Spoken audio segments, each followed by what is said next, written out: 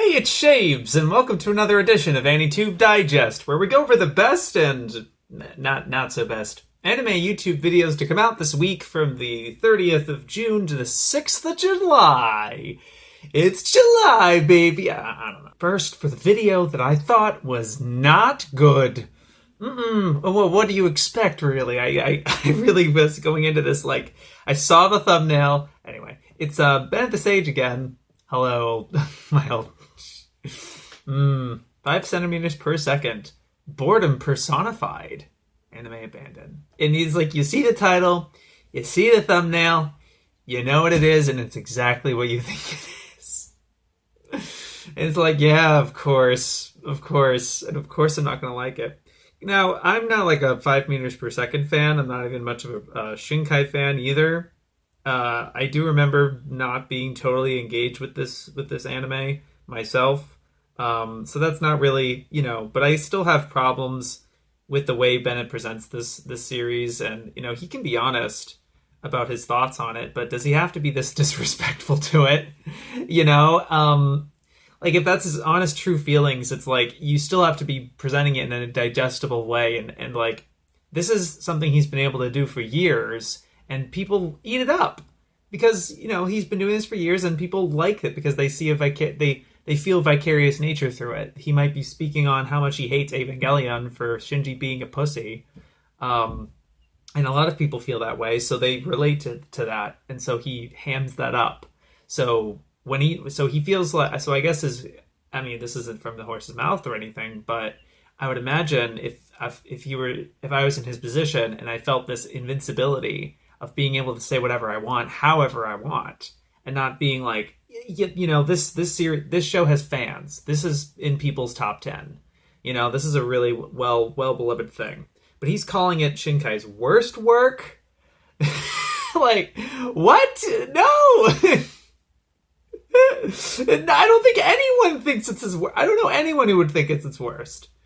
That's crazy to me.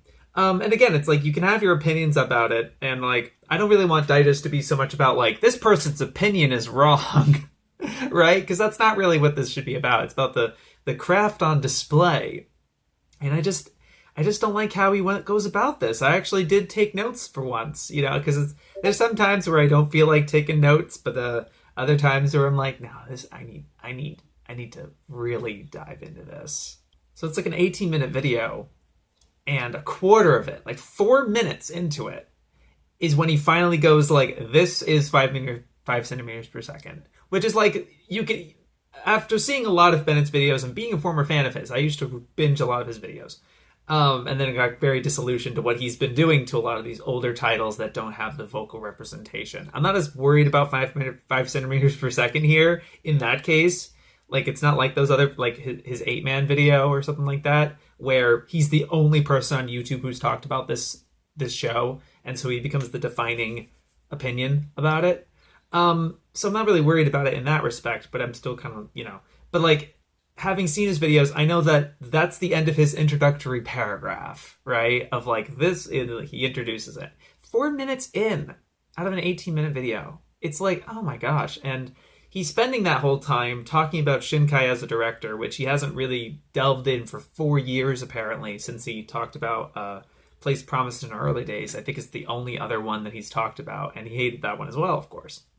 But he doesn't talk about half of the guy's filmography, which is not that hard to it's not that hard to summarize. Like, I get you don't have to be exhaustive, but the fact that he doesn't show pretty much any footage from his first couple shorts, including Voices of a Distant Star, or Children Who Chase Lost Voices, which I think a lot of people have collectively decided is his worst. Like, has he not seen this movie? Like, he didn't even show any footage from it.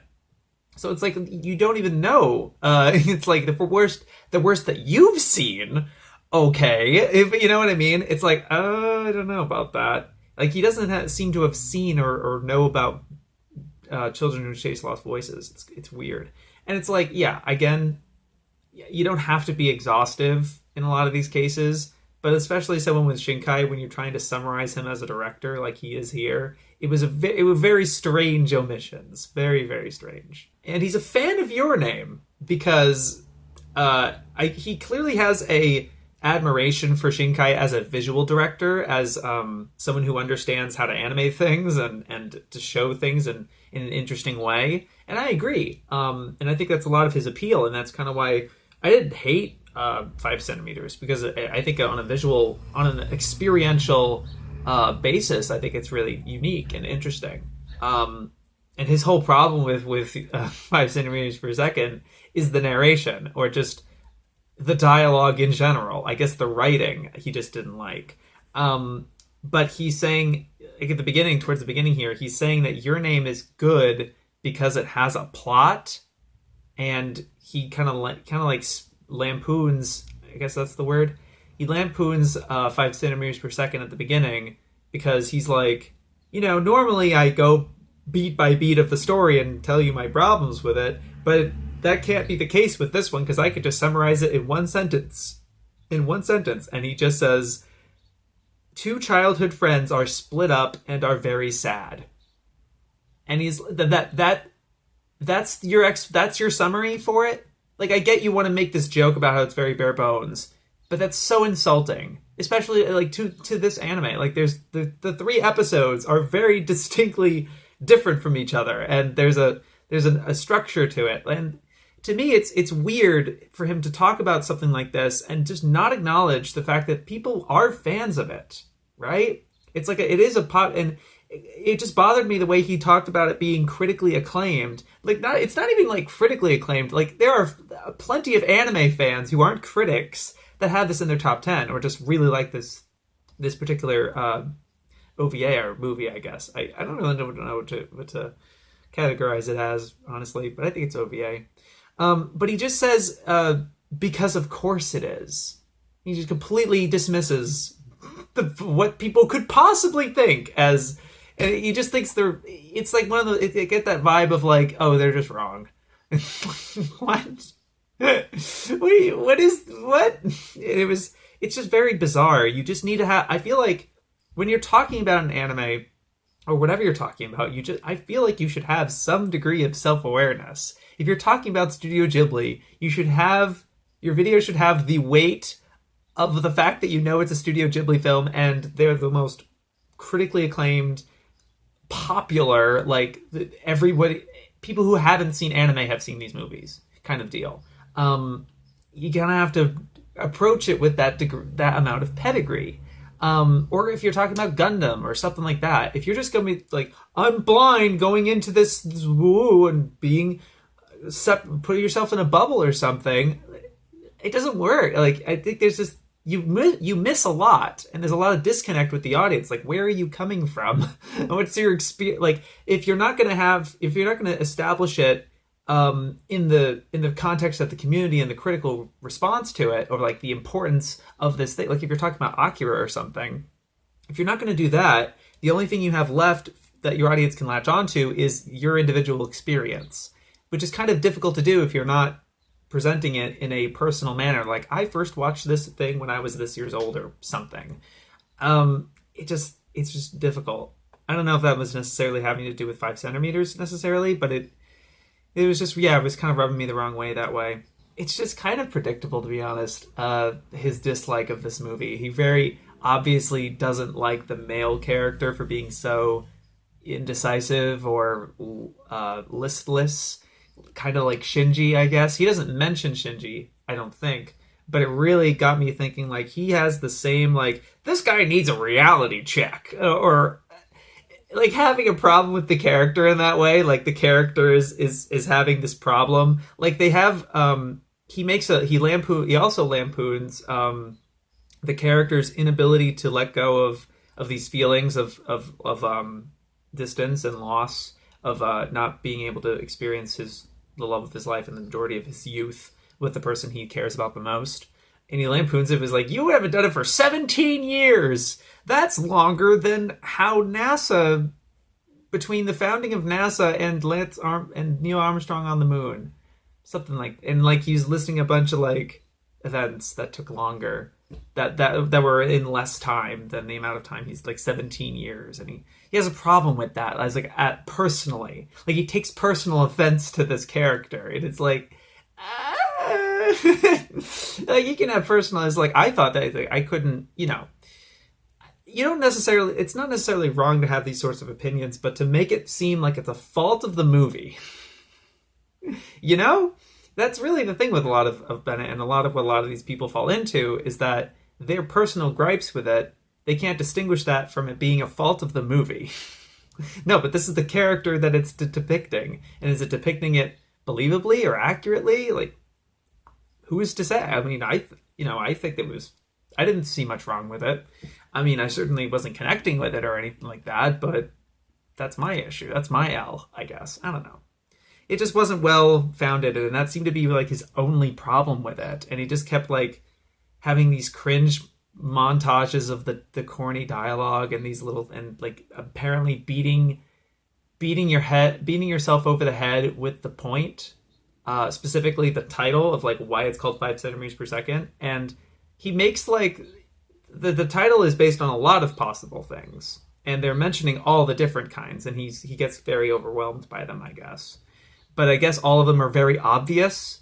They were not obvious to me when I watched them. Like the amount, it's like the speed at which a cherry blossom falls or something like that. And he's like, no shit. I'm like, how did you know that? How is that common knowledge that the little minuscule thing goes at this minuscule amount of time, this specific amount of time? Like, clearly the title is very, I guess, evocative, but it's very distinct. It's like, why is it called that? It really does kind of demand your attention. And I think all the points he was saying was justified, but like, yeah, again, that's kind of breaking into like his specific points. But yeah, it was just seemed like very, very nitpicky in that way, I guess. It was just like, And I guess at the end of the day, I don't know why he decided to tackle this specifically. Like, is it a Patreon request? It just seems very out of the blue. It doesn't seem very relevant or topical or any, like, weather reviews coming out and then this thing. I guess it was just this long list, and maybe he throws a dart at it or something. I don't know, but especially when you definitely know you're not going to like this. Like, this was such an obvious outcome to me. Like, and maybe he goes into everything like, I don't know, maybe I will like it. And it's like, I feel like you should have the confidence in your own taste by now to know what you like and what you don't like. And I don't know, it was like he was going out of his way to shit on it. And it was weird like that. And that's what a lot of his videos feel like to me. When I know, again, if I have to make this caveat if he happens to watch it, right? I know he can do better than this. I think his videos can be really good. He's very, very sharp and insightful and has a lot of knowledge and like can be very sincere and handle things in a tactful way. Like, especially very recently, he was selling his DVD collection to support Black Lives Matter. I thought that was pretty nice, pretty awesome of him. And like very well managed, like handled really maturely. So it's just weird that he's still making content like this when I know he's past it. He's way past this, I think. Maybe he still finds it fun. Like, he made this, he went out of his way to make a skit out of this one observation he had where he sees like a Famicom in like the foreground. It's like it's basically in the background, but it's not like at the focus of the shot. And he just sees it in his room and he's like, it's not plugged in. And he makes like, he's like, are you with that incompetent kid or whatever? And then he makes like a skit out of one of his characters playing a SNES Mini or something, and it's not plugged in. He's like, oh, darn it. Yeah.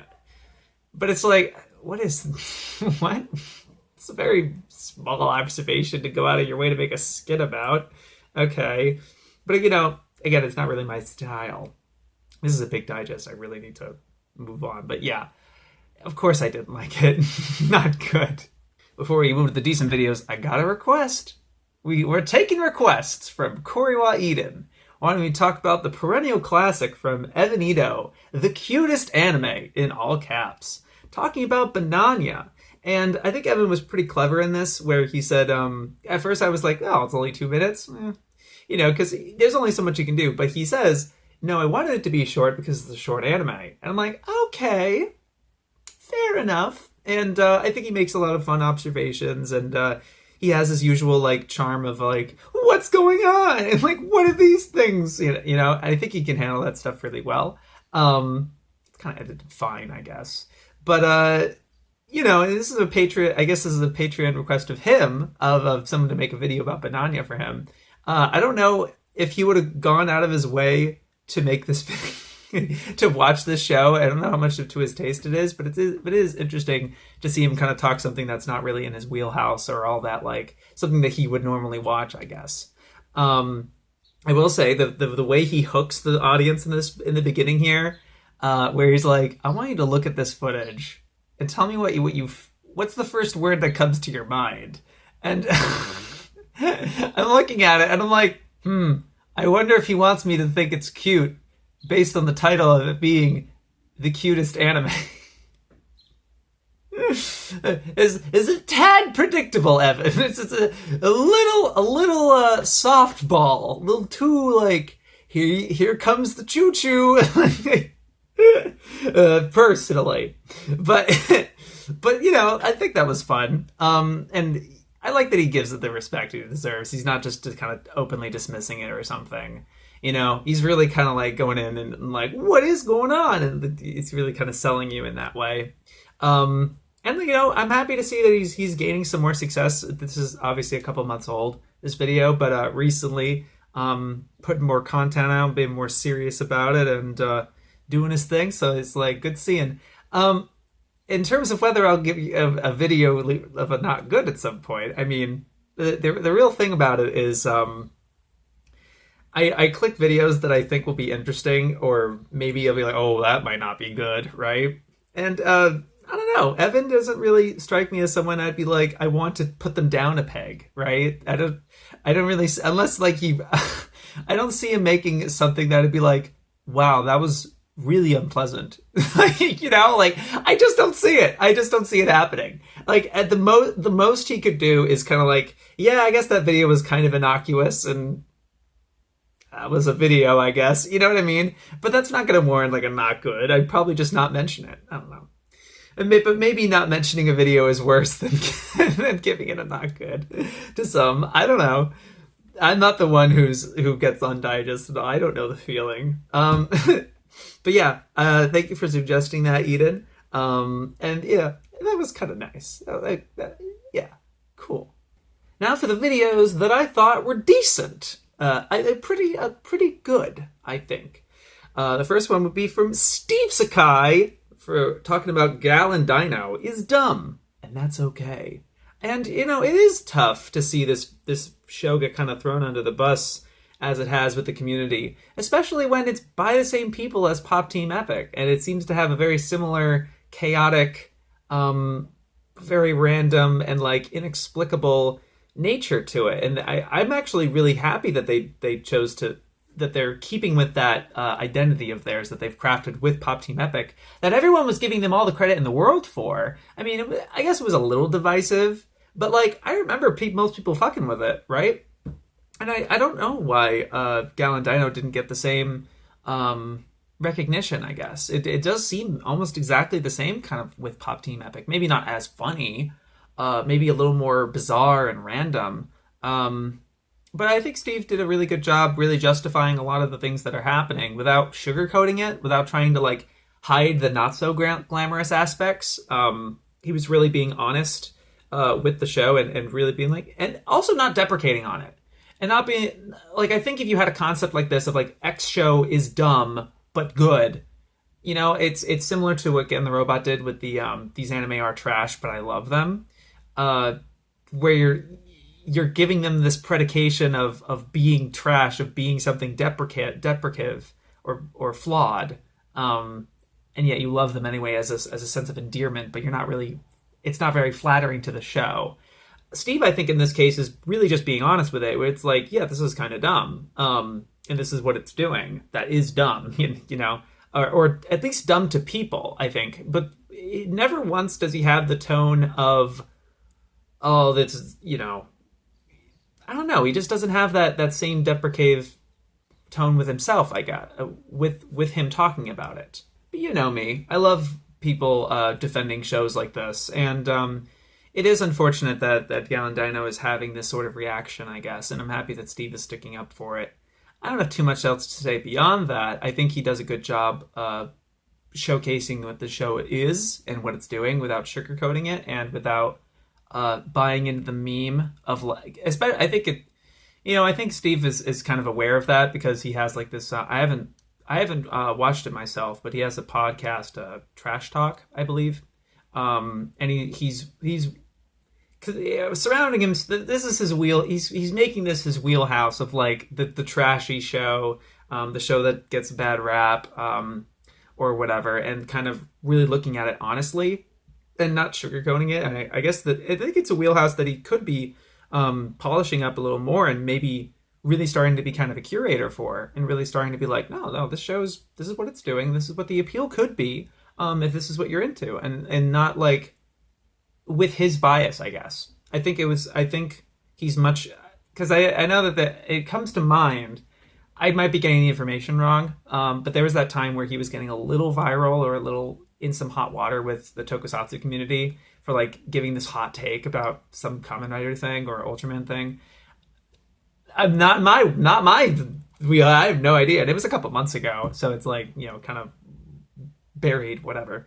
So I'm probably misremembering it, but it's like I remember him being kind of specifically critical of it, and a lot of people were like, "Wow, you got this guy to do a tokusatsu." So it's like, to me, it came off as like, okay, so Steve's strength is not being critical, being negative, and I that again, that's probably my bias of just not liking that sort of thing, regardless of who does it.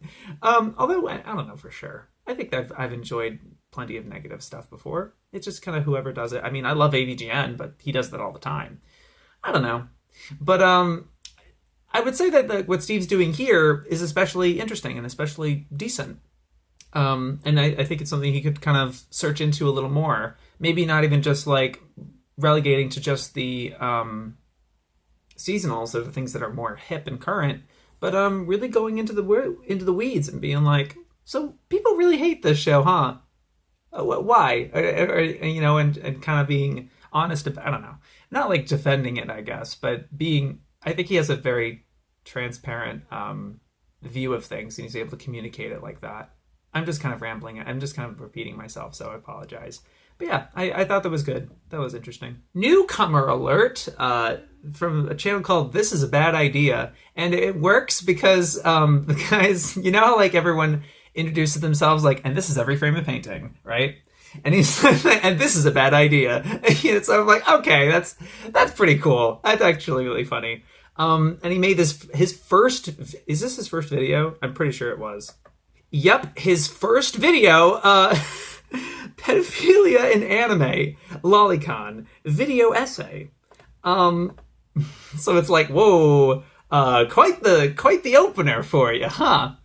But honestly, I was really interested. I was actually pretty impressed that like he wasn't very inflammatory. In fact, he was the opposite of inflammatory. Dude was cool as a cucumber, actually. Really like taking this not like deadly seriously either, but I would say just like chill and like, look, relax.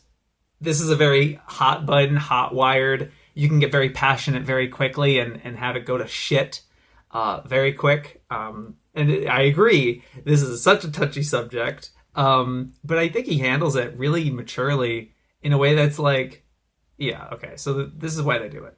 And it's like, but are they really malicious? And he's stone, like a rock, like really firm, not, I don't know, like unmoving about it, not like again, aggressive or inflammatory or antagonistic or aggressive.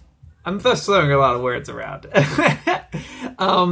He just seemed really cool about it, and and this is what they're doing, and here's some kind of examples, and he's not really going into the weeds of a specific example, and sometimes he's throwing in jokes here and there that are kind of playful, but like I just really like this guy's demeanor a lot, and I like that he's also being creative in other outlets. Like at the end, he was plugging like he has a collection of poems coming out, and he has a little novelization or a little short story or something. So I'm like, oh yeah, okay, nice.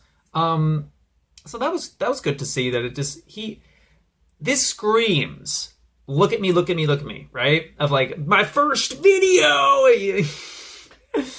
But like it was so different. The tone is so different. I think you should check this out. It's not like really getting to like, oh my god, he nailed the issue or something. I think the overall handling of the subject is fine and doesn't really move the conversation like it's a game changer or anything like that. But I just think the way he's handling this particular subject is really promising for what he could do later. I just really like it. I thought it was comfy, as weird as that is for a video about pedophilia in anime.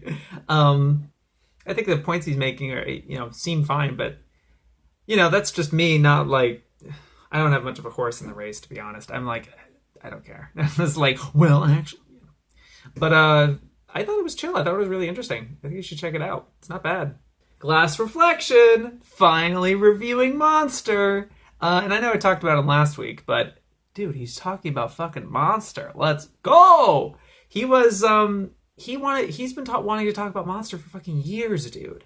And I've been like, please, let's do it. And I know that it's kind of like whatever, right? Especially now with reviews, they're very blasé, and they're not really pushing the conversations in some way. But he still has an audience.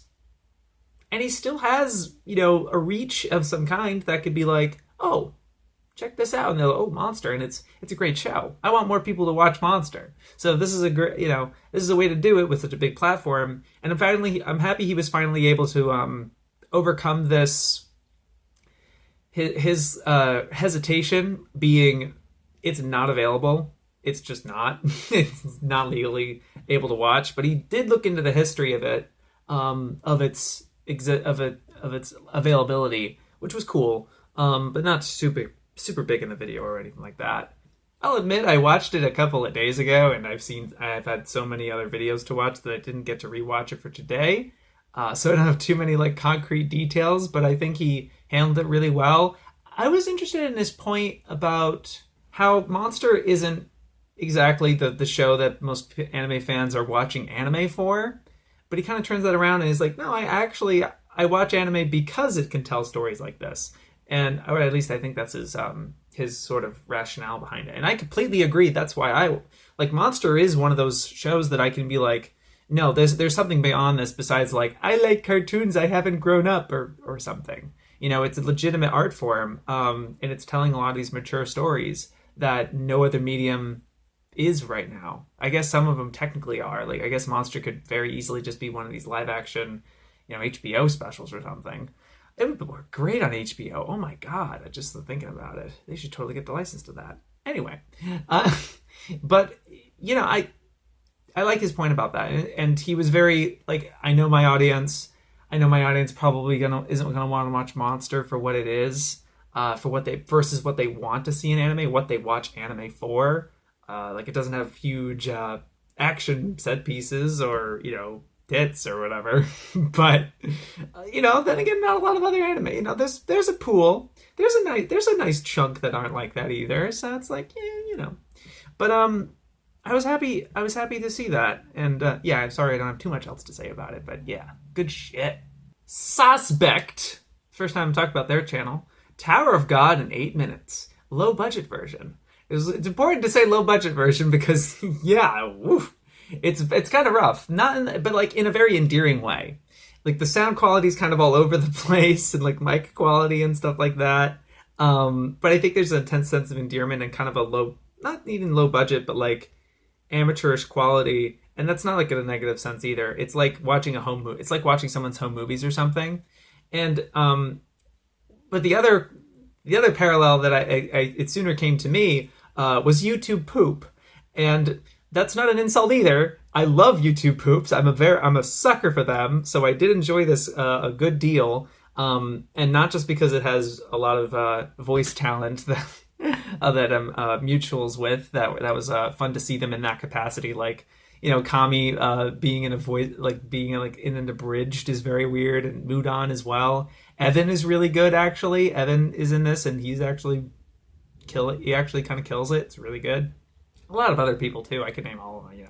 I can't name all of them. Who am I kidding? there's a lot of guests here. It's actually pretty cool that Sasbekt was able to get all these people together. Oceanus is in here. It's like, oh man, damn. But like, what kind of made it feel like a YouTube poop to me was all the sound effects and how very sudden all the cuts were. It doesn't seem like it's trying to have like a trajectory. It's because obviously this is banking on what Gigik was doing with ReZero and these other things in a couple of minutes in a short abridged time. And I haven't seen one of those in a long time, so I could be very mistaken. And like, no, that was pretty accurate to what these are like. But like to me, it just felt so much less of an abridged and more like just a YouTube poop. But with abridged style progression and story, because with the narrations and everything. It was interesting, and I was like, I've never seen anything like this. Even though it's like, yeah, I'm probably wrong, and Gigik is did literally this a couple years ago, and I'm just forgetful. / didn't really want to watch his Darling in the Franxx one. No, thank you. I'm not doing that. I'm sorry. I'm not out of hate for Darling in the Franxx, but because I know he's just going to be shitting on Darling in the Franxx for 12 minutes, and it's like I don't want to bother. But no, I thought that was really interesting, and I know you put like a lot of effort into it, and I could tell in some places. But I like that you really kept it as a kind of rough and like, I don't know, it felt very like old school, I guess, and it was interesting in that way. And to see something like that in this period with like a newer property like Tower of God, I guess. And I'm happy people enjoyed it too. I don't know if that's really a point for or against it. But I thought it was fun. Yeah, good shit. Nunmanji put out a response video of sorts to Totally Not Mark, who he says is wrong about Gohan. And I didn't really watch this particular video from Mark, and I didn't really want to, because I have a lot of videos and stuff. So I was like, maybe I can just get the gist of it, what he says in there with this video. So like, I really like the overall analysis that Nunmanji is giving here for Dragon Ball in general. The idea of all of them are trying to all the characters are in a pursuit of happiness, and all of them have their individual journeys of finding that thing, and the villains are stuck in finding that and not being satisfied and always wanting more, this unachievable whatever. And a lot of the analysis I think was really interesting and really, really great. I guess it's in a drop in the bucket with how much Dragon Ball Discord there is, but it was refreshing to me. I don't know how many people are on the same page as him, but I thought it was new for me. Not as someone who had seen Dragon Ball either. It's like I've seen enough through osmosis to kind of get all the characters and kind of get their thing. It's like I've basically seen it. But yeah, Nunmanji's really doing good, especially like this is reminding me a lot of his threads on Naruto and a lot of the kind of the elevated shonen discourse that he and WatTheWut and a little bit of indie, I think, have been starting to kind of feel these days. And they're like, no, actually, Naruto's really good. Guys, hey! Kind of having like this, I don't know, not an epiphany, but like really going into it and defending these shows. And it was like, oh yeah, cool. Interesting. My whole thing with this though, and I love the analysis, I think the video itself is pretty good. I just think it's like framing it as Totally Mark, not Mark being wrong about Gohan. I did not really get a sense of what Totally Not Mark was trying to say in that video. I don't think Nunmanji made it all that clear. You may have mentioned it. I think you've just mentioned it like twice, really. And he's like, I think he's wrong about this part or whatever. And it just didn't seem to be a response video in that way. I get that, like, I think the way he would have done it is like showing the exact thing that Mark says and then really extrapolating onto it. But I think what would have happened was like, he made a video on Gohan. I disagree. Let's talk about the fundamentals of Dragon Ball. And like from there, it's good on its own. But I think this was more of a framing device and a way to sell the video as like, look, I'm disagreeing with this bigger YouTuber. It's a little transparent, and maybe that's what it is, and I shouldn't be too hard on that or anything. And I don't necessarily disagree with that. I don't think that's a bad play. I just don't think it followed through with that initial promise in the title thumbnail for me. But that's okay. Again, I think the analysis itself is really interesting. That was pretty good. Look who's fucking back. I never would have thought. GoatJesus put out a video on The Last of Us Part 2, the thematic violence of such. And he's different. At least I thought so. He feels a lot more mellowed out, kind of sober. Not like he felt like he was drunk or anything, right? But like I know that when he left Twitter and essentially quit anime YouTube, or just YouTube in general, it was definitely out of a.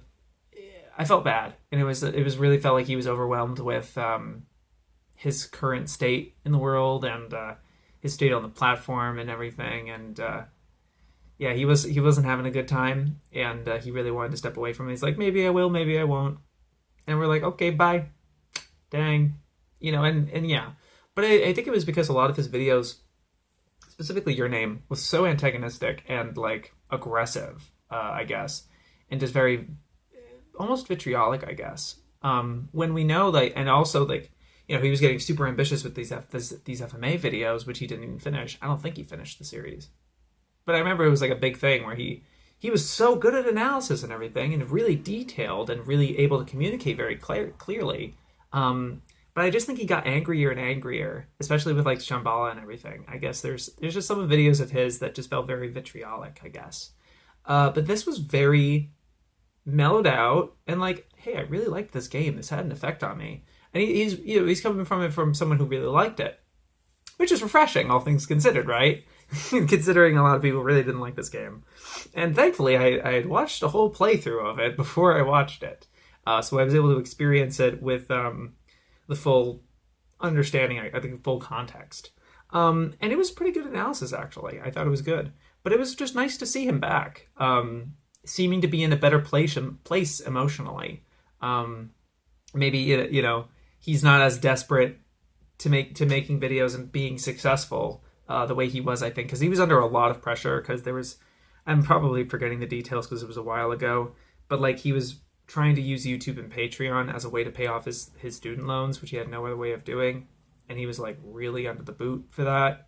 But that definitely stifled his creativity, and I think it was just a clash of passion, and he just kind of fell out of it. That's my outside perception. I'm probably incorrect. I don't know. But no, I was very happy to see this video and to see that he was back. He did a live stream too. I didn't check that out, but so I don't know any further thing of like, oh, is he still not, or I don't know the status of him as a creator, but he made a video. That's pretty cool. I liked it. I checked out, finally, a UTS home theater installment from Under the Scope. They talked about Mario Kata's furry love story, A Whisker Away. It's really just Jack and Nice sitting on next to each other, kind of like what Cyanide Blizzard did with First Impressions a little bit. But they have like the little animation thing. It's a little more heavily edited, I guess. Not like absurdly edited or anything. But Nice definitely put some effort into it in terms of showing certain visuals and showing the scenes that they're talking about and being very thorough about showing that and not being too like complacent or lazy about the presentation of it. It was actually good as a video, but also good as something to listen to on its own.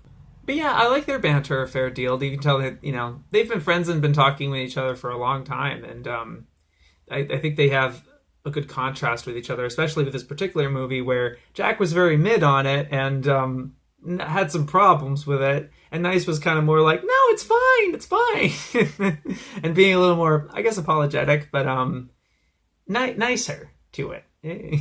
But it was so bizarre. I'm pretty sure the entire thing, they don't mention Cat Returns a single time. Like, this sounds like Cat Returns. And I feel like Jack might have similar problems with Cat Returns as he did with this one. Because he's like, I really was into the love, the romance, and the kind of slice of life sort of angle in the first 2/3. And then the last action-packed fantasy kerbobble last third was a little much. And didn't make a lot of cohesive sense, I guess. And he admits that he'll lampshades himself a little bit, being like, I might be a little cinema sinsy going into, talking about this, but he's like, but it doesn't make sense, or and I was just like, no, it's fine. But it's interesting, and it was nice to hear about this movie, I guess. Weird that they don't bring up Junichi Sato at all. Like, he directed this movie, right?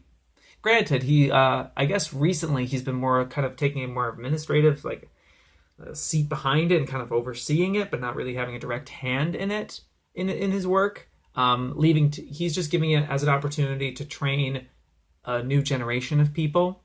But all they talk about here was Mario Kata's writing and Studio Colorido. Yeah, I liked Penguin Highway more. It's like,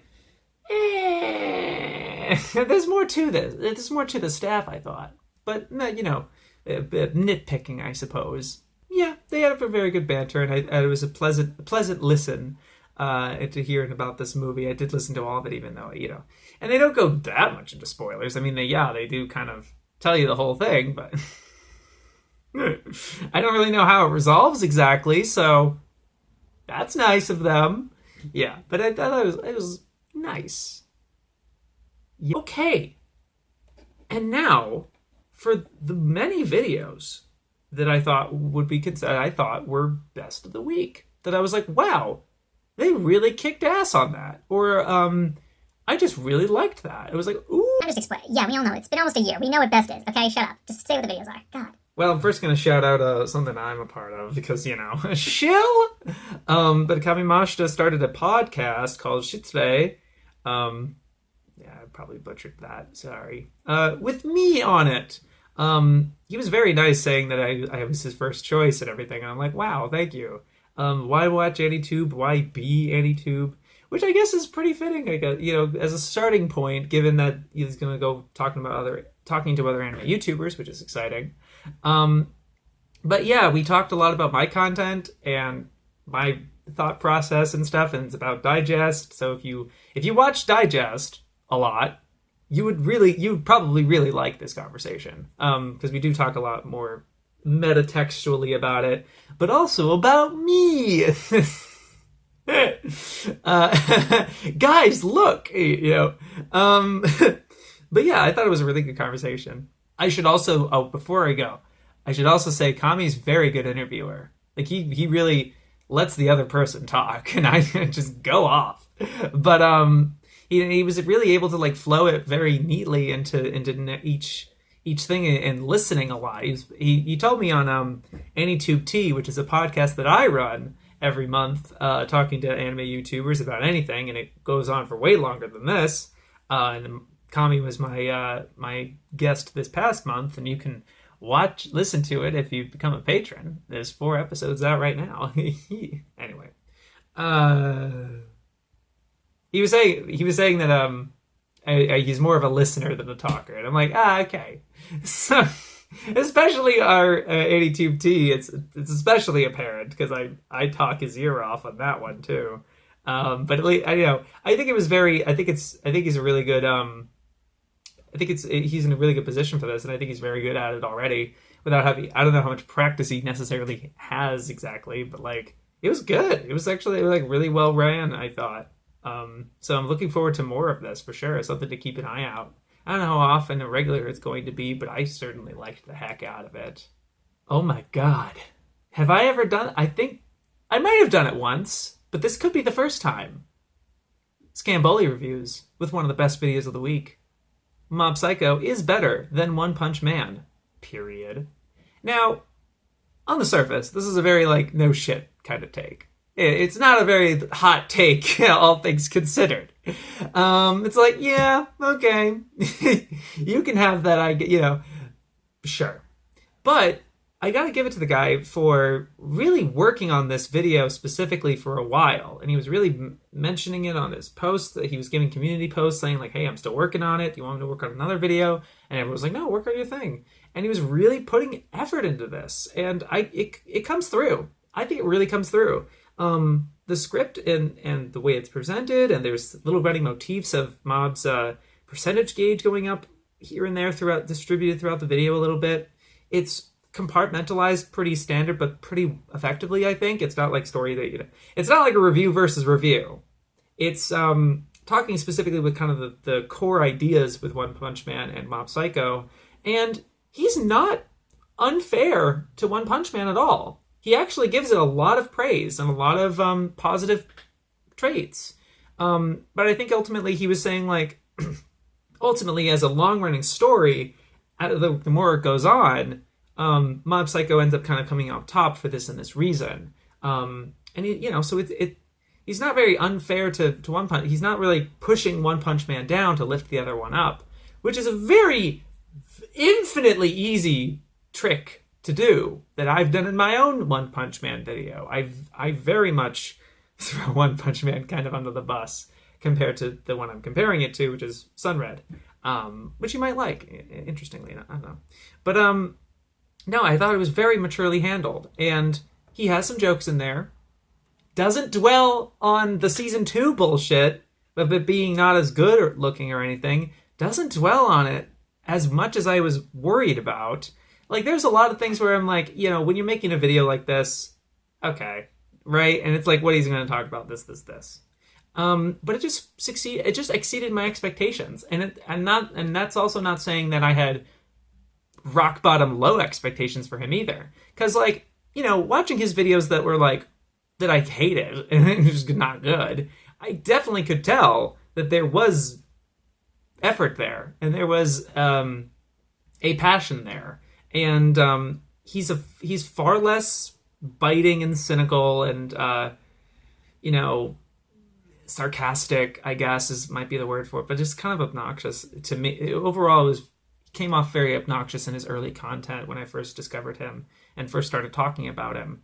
But here it was honestly a really good time.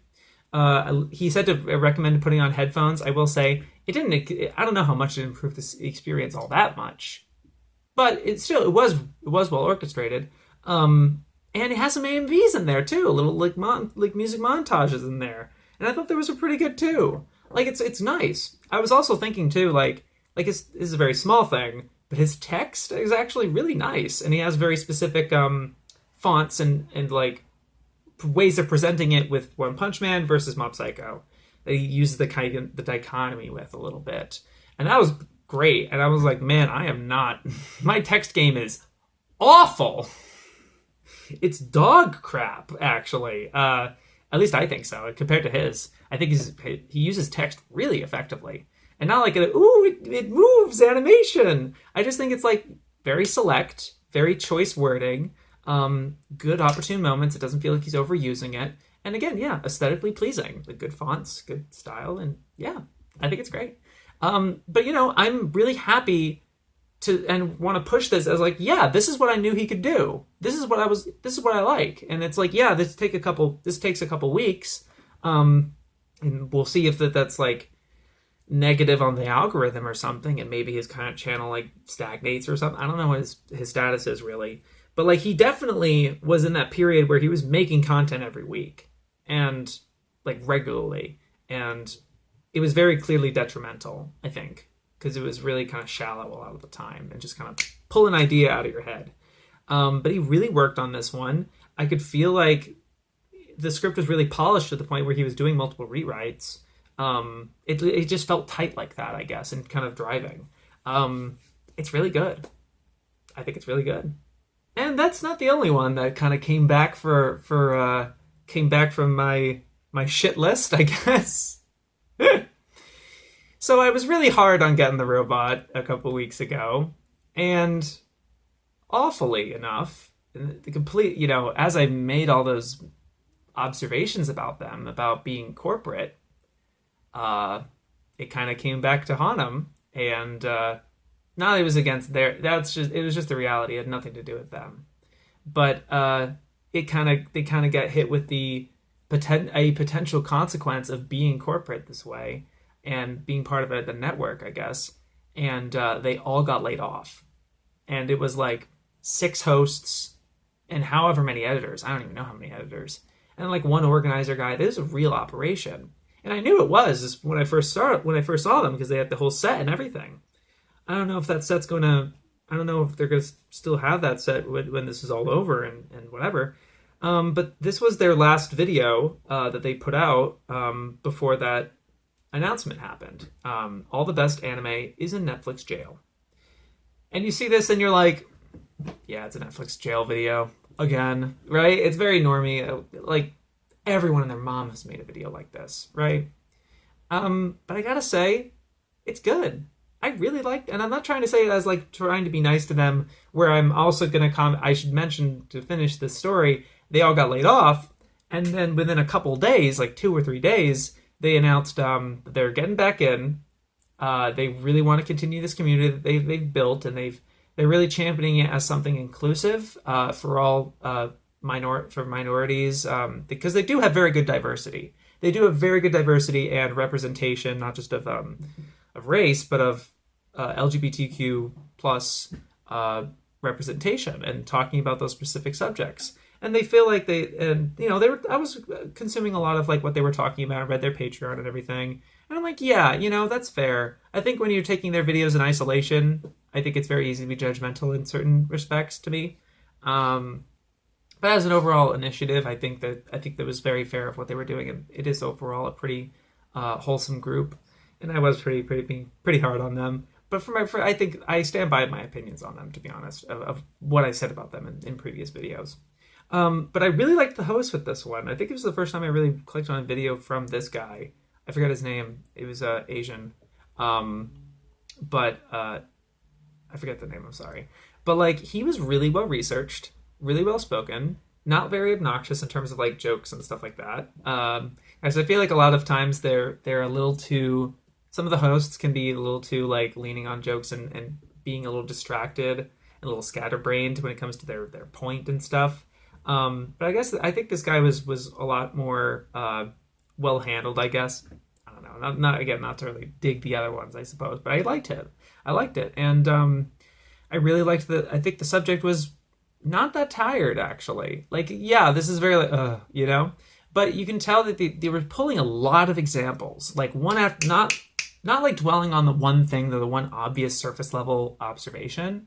And I think this guy is involved a little bit with the industry or something, because I think he was saying something where he was part of the localization team of something. I think he might be an industry guy, which is great, actually, because there's very, very, very few people in this sphere right now.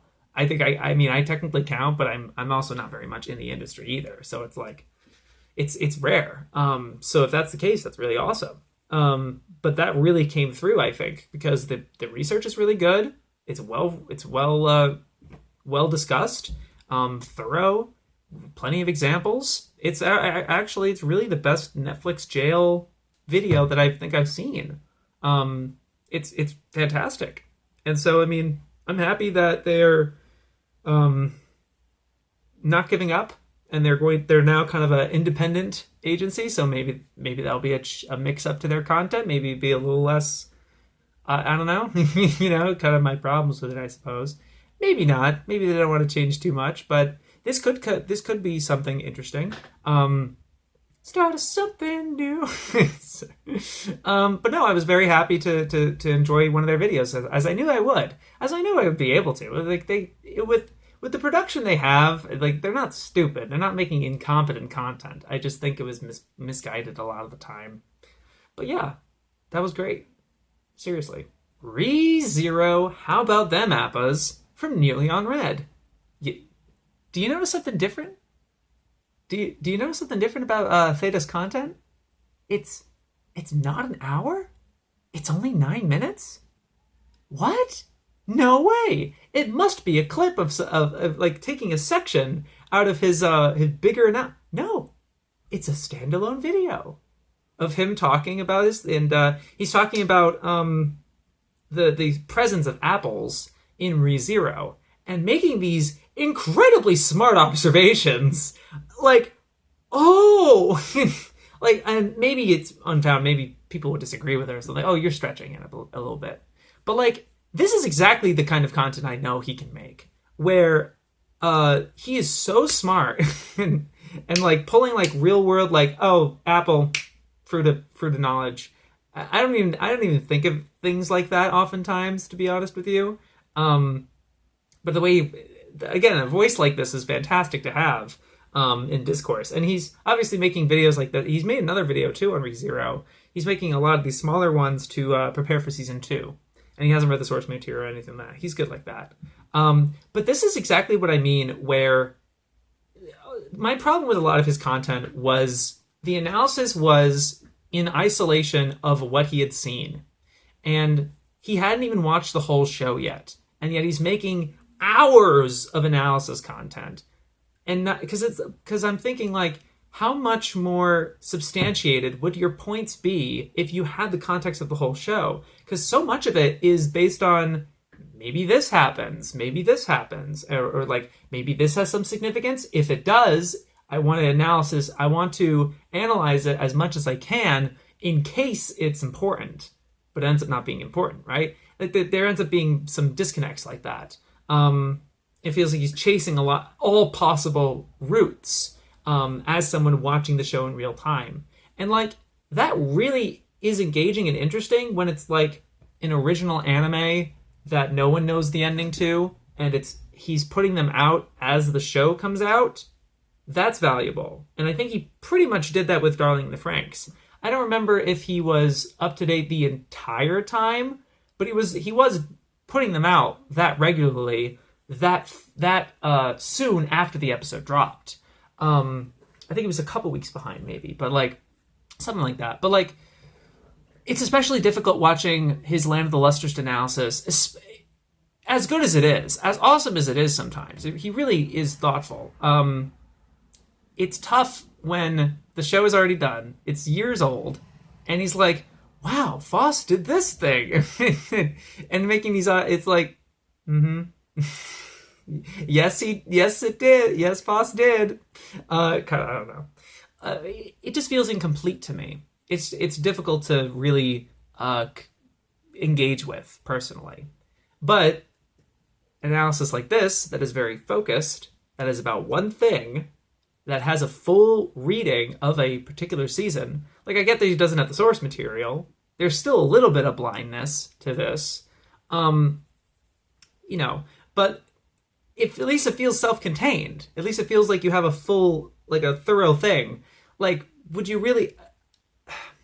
I don't know if the observations he would have made about the apples in the first couple episodes, I don't know if I wouldn't have bought it as much. And it also would have been spread amongst this hours and hours of content that he makes, So I just think being succinct, and concentrated into the 1 10-minute thing that's sendable, it's easily digestible, that's like newcomer friendly, essentially, obviously spoilers for zero, whatever, but like, yeah, it's like something you can really send to someone is like, this is something this guy can do. This is like a really, really good starting point for him, for anyone who has not seen his content before, in my opinion. Obviously, he doesn't really get into his bread and butter, which is the big episode analysis with the time code in the bottom and stuff like that. Like, there's a lot more to this guy than just a video like this, but I think it's a great entry point. I think this is awesome that he's doing this stuff, and I'm very excited to see it. It's sick. I'm very excited about it. Finally, another video from Funebure, or Funebure? I don't know. I think if you're doing it if you're pronouncing it in Japanese, it'd be Funebure, but I don't know if that's supposed to be what it is. Okay. But this dude, if you have it, I talked about him in, when he released his horror anime video. That was my first time seeing him, and I was blown away. I think I gave it the best of the week. And this would have been best of the week too, the hentai path. If not for another video, I'm going to give it to. But, damn, what the fuck? This dude is kind of, what was he like? What was the connection I was making? It was like KYDB with the illustrative kind of flourishes of Cineclinic, but like goth and even weirder. And like bizarre, crazy. It's far more of an experiential sort of video than it is like an analysis video, right? Although he is making a lot of kind of somewhat analytical points and talking about the experience of being a hentai watcher, a consumer of hentai, and that is the meme, like the thing with hentai, right? With people talking about hentai on YouTube, it's so memey, it's so jokey, it's so like playful, and that's one way to address it for sure. But this felt so more authentic to someone's experience with hentai, or just porn in general, I guess. where you become more exploratory and you're wrestling with what lines to cross and the emotional baggage and feeling of having this other passion for something that you can't share with anybody. That's very private, I guess. To be honest, a lot of his points were really flying over my head because the way he talks and the kind of the cadence he's talking, it's very stream of consciousness and constantly going at you and not stopping. But I really like that, and you could pick up a lot of the points, and I think I think that warrants it to be rewatched. I think because again, it's an experiential sort of video that you want to watch again because it's fun or it's interesting. It's very weird. I think one of my patrons were saying he's like the Tim Burton of anime YouTube, and yeah, I don't think anybody comes close to that sort of description. That could be a better suiting title. I don't know if I 100% agree with it because I think Tim Burton is a little more coherent. And you know, I do understand that like coherency could be a point of criticism for some of my other videos that I talk about. Like I didn't get it here and there. But I think a lot of that disorientation is intentional in this video. It's not really trying to communicate I'm really trying to make a statement. You know, it really comes from a very personal place and like showing you this world, I guess. And he has a really good sense of humor. And it's constantly moving. It doesn't feel like it slogs, but it's constantly showing you different shit. It's so weird and different. But he has, you know, and creative too, because he's using so much of his own sketches and drawing a bulk of what he's showing you. And some of that's really fun when he's making the drawing and at first you know what it is, and then he's adding things to it to further add to the point, or further embellish what he's talking about, I guess. The way it's paced is really smart. But it's really cool. I love it. Of course. I think it's sick. I think he's really great. I get why he doesn't make as much content, you know, in terms of regular. Again, he's kind of like under the radar like KYDB is because they put so much good shit into their content and that like it rarely comes out. And they're not, and it's very weird too. So it's not going to be like a popular thing. So this guy is still at under 1,000 subscribers, and I don't think that should be the case. Neither, you know, at least KYDB I think got over 1,000 at some point, and Gil has as well. But like they shouldn't be anywhere close to that. It should be way more. But it's the same with this guy, and this guy doesn't have 1,000 yet. So guys, watch this shit seriously. Go check it out. I have like 1,000 people who watch this. I thought, you know, people. I know how many people watch this. And I don't make a point of being like, hey, subscribe or something to my channel or to any of these other people's channels. But I think if I have this reach, and I know there's, you know, if half the people watching this video go check out this video. If you like it, subscribe to it. If half of you do that, he'd be over 1,000 subscribers. It's that easy. He's at like 650 right now. Do it. Fucking seriously. It's awesome. Holy shit. And I was going to give that the best of the week. Because it's like, oh, hell yeah. But there is one that, it is always the case, right, with the best one. It's always like, oh, this one came close, but then it's this one. I don't know. WatTheWut. I think I gave him the best of the week some other time. Maybe. It maybe is Dr. Stone Minecraft one? I'm not sure. But I really like this one. I'll never stop loving Bleach. And it's not a defense video, I suppose. It's really a Bleach love letter, I guess, and it's very personal. It's very much from his perspective. He's starting. I don't know if this is the first time he's done it. It's the first time I've seen him use it. But he's using footage of his own room, like lit by the computer screen, and showing the various things that he has in his room, and owning the Bleach manga and flipping through it and everything without showing himself. Very evocative and great.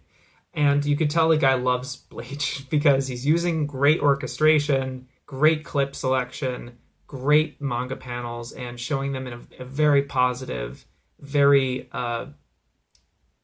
emblematic light of what the appeal of Bleach really is, I think. Because it's not just cool, as he says. It's really emotional and really trying to get to something and really trying to say something. It's not just being cool because it's fireworks, blah blah blah, right? Which I like that a lot of manga are, yeah, I know Bleach definitely is not accused of it, but famous for it, I suppose. Where I did see that he makes that point about Naruto and One Piece not being cool the same way Bleach is. But to be on that point before I forget it, I love how he mentions that Bleach was the reason he gave Naruto another shot and he gave One Piece a shot, and ended up liking those shows as well and broadening his horizons. I think that those shows are so vital and important. And I could really feel the frustration that he had with Anime YouTube and their reception to Bleach being very cynical and very critical. All the, showing all the hits, everybody it's really most people who talk about Bleach are very negative about it. Although I think Mathwiz is fairly fair on it with however much she's talked about it. Craftsdwarf, I would imagine. But I didn't watch their Nencast on it, really. But I don't know how... I remember, at least in their Joe cast, that they seem to be defending Bleach a little bit they seem to be in that defensive camp, I suppose. But it's so annoying. It's so sad, actually, I think, that Bleach is in this point where it has to be defended. It was such a popular show. You would think that the dissenters would be the minority, but they're not. It's really a lot of people were disillusioned by it or fell out of favor with it. And WatTheWut talks about his falling out of favor with it as well. And that was very visceral to hear. And I'm like, yeah, that does sound completely legit.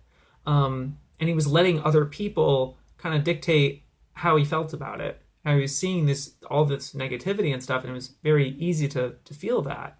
And he was being honest with himself, where it was like, yeah, I got to the ending and I didn't feel anything, or I felt empty, or I'm sorry if I'm putting words in your mouth, my guy. It's not my intention. He felt one way. He kind of felt not as great about it. A little cathartic with this ending line of this big 2-page spread, and like let's hope these moments stay like this forever, something like that. And as someone who has started Bleach for the first time, watching the anime a couple of months ago, and I stopped because I was watching it with my roommates and they wanted to take a break from it, and I haven't watched it in a while. We watched up to through Soul Society. We skipped Bound Arc because they didn't want to watch it, and that's not on me. That's on them who didn't want to watch Bound Arc. Okay.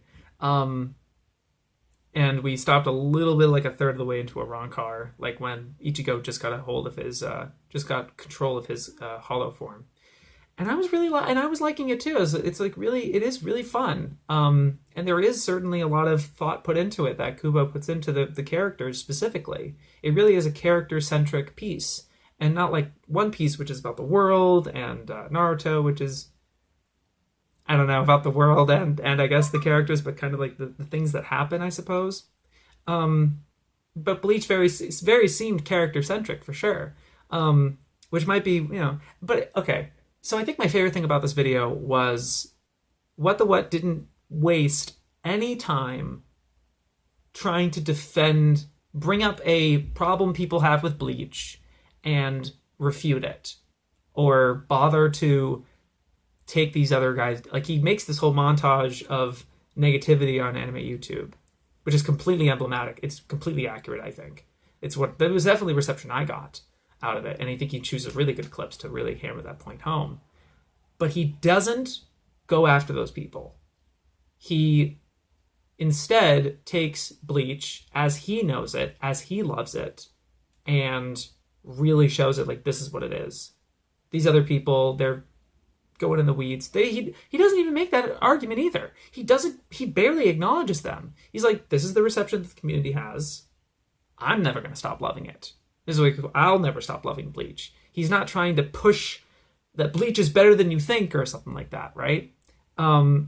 He's really kind of, you can think whatever you want of Bleach, and it's very personal, and it's a personal reflection, love letter to it.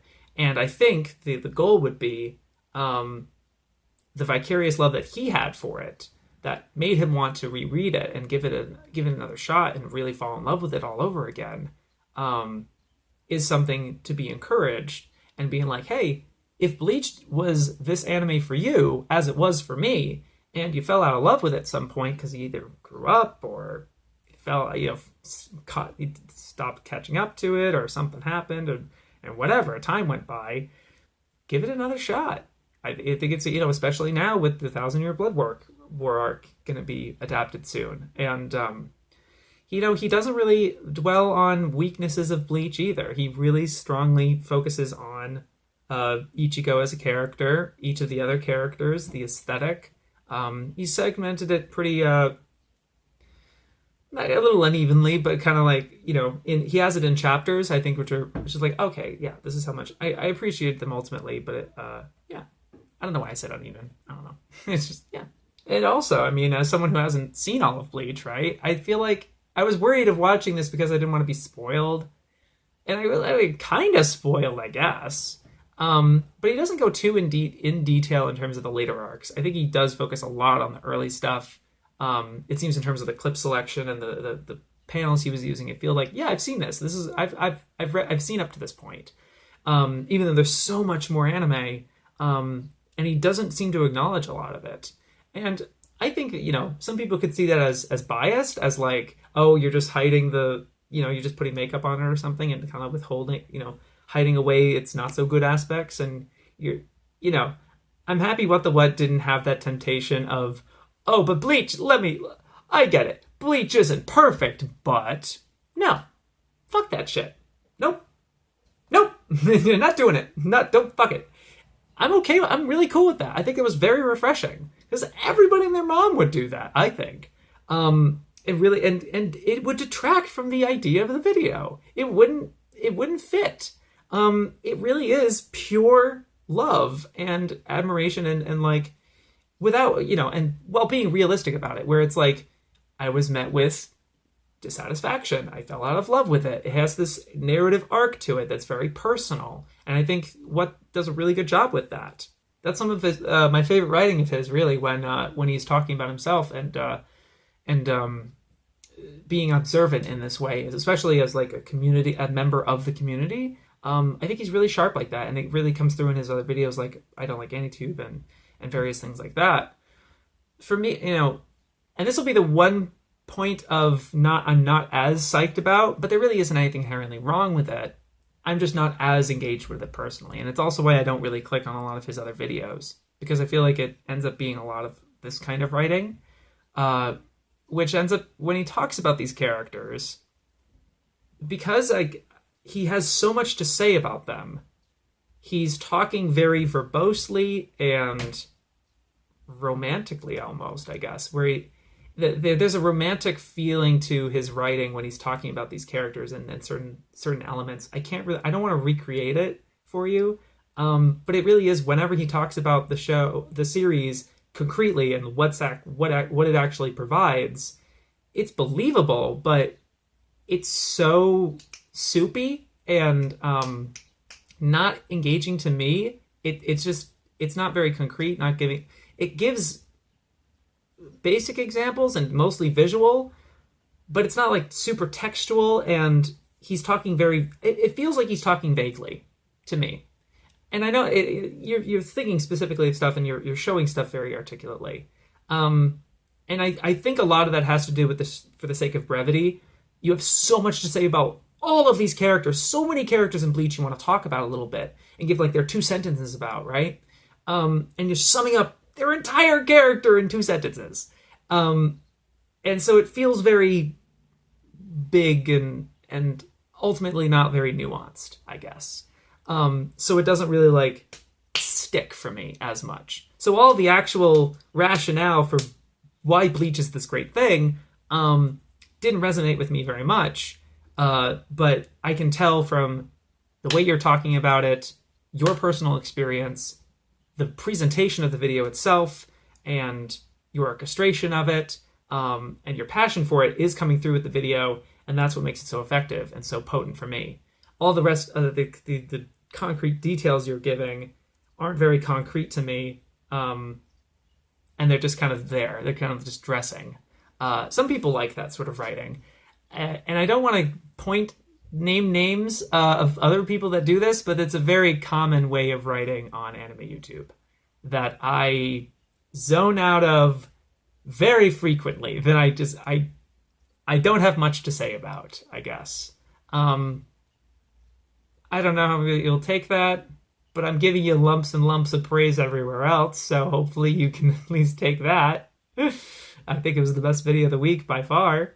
That was very, very good shit. Nice job. Whew. And that'll do it, I think, for this episode of AniTube Digest. Thank you for watching. Thank you to my patrons for watching and suggesting videos that you can as well, by the way. And that would be including Beamburst, Eden, Aiko, Flugmorph, Hazel, Najbeb, My Anime Pod, Unique Namosaurus, and Yellow Cheese. Thank you everyone so much for watching. You have a good week. Yo, peace.